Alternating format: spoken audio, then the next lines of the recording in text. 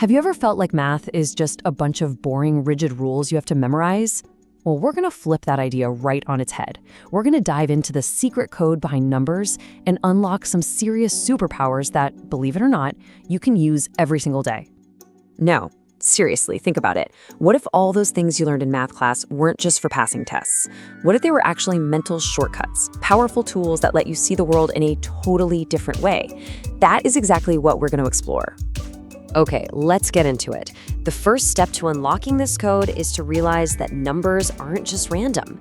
They follow a few really simple, almost secret rules. And once you know them, you can pretty much bend calculations to your will. First up, we've got the swapping power. Now, its official name is the commutative property, but swapping power just sounds way cooler, right? The whole idea is simple. When you're adding or multiplying, the order just doesn't matter. You can flip the numbers around and you will always get the same result. Now, at first glance, this seems super obvious. I mean, of course, 7 times 10 is the same as 10 times 7.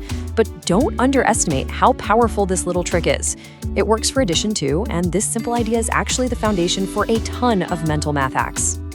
All right, on to our next superpower, the grouping power.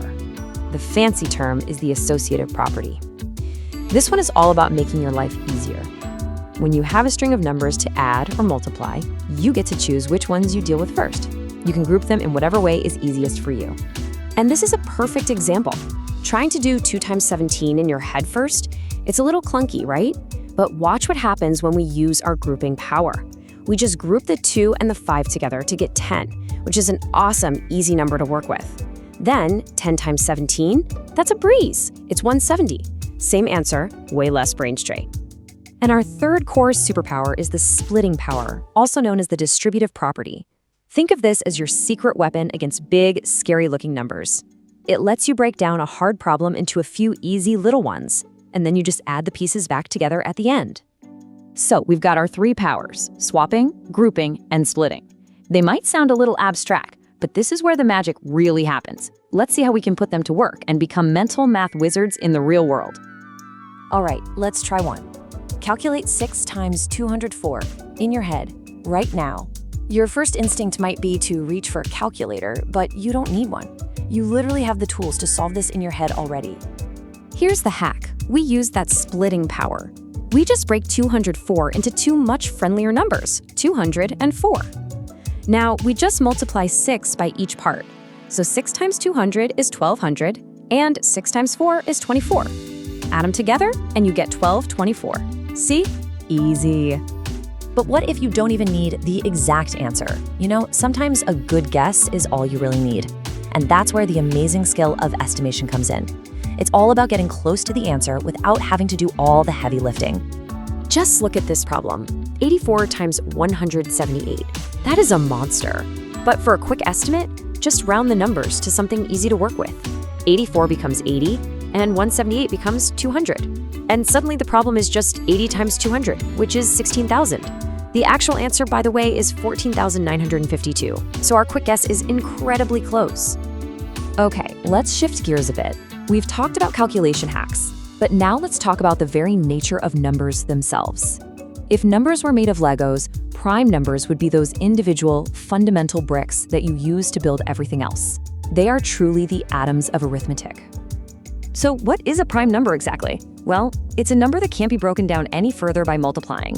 Think of a number like 7. The only whole numbers you can multiply to get 7 are 1 and 7.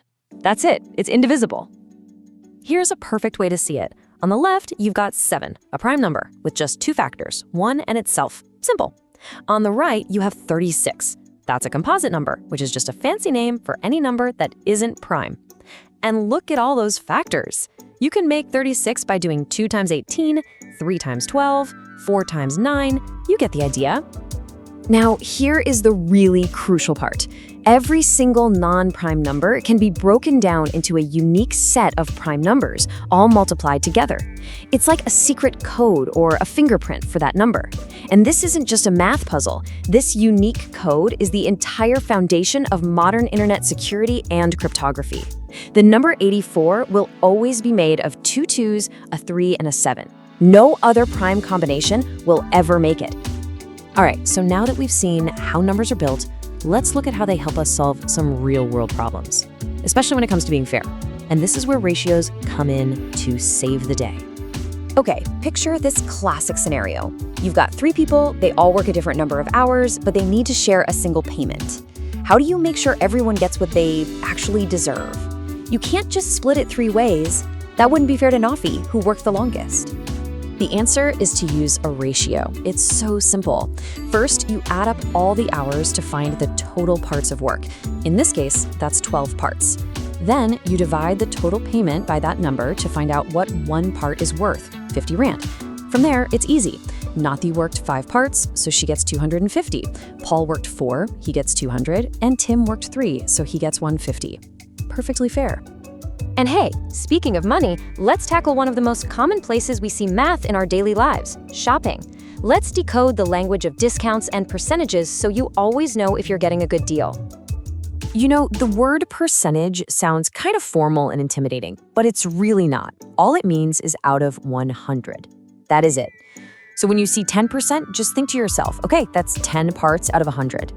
That little percent symbol, it's just a shorthand way of writing over 100.